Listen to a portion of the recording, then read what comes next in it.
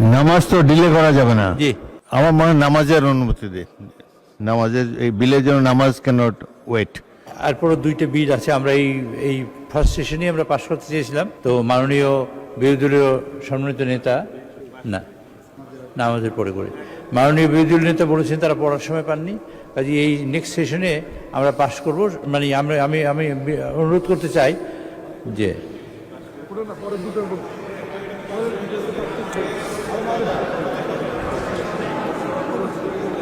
আপনার মাননীয় স্পিকার, আপনার মাধ্যমে জানতে চাই বিরোধী দলের নেতাদের কোনো আপত্তি আছে নাকি এই দুইটা বিলে পাশ করার ব্যাপারে? তাহলে আমরা এটা পাশ করে তারপর আমাদের জন্য মানে বিরতি দেই। দুইটা বিল আছে এখনো ভাই, সেইটা পাশ করার জন্য মাননীয় স্পিকার আপনি যদি অনুমতি দেন আর বিরোধী দলের নেতৃবৃন্দ যদি বলেন তাহলে এই দুইটা বিল পাশ করে আমরা নামাজের জন্য যাই। নামাজ তো ডিলে করা যাবে না। জি, ওকে।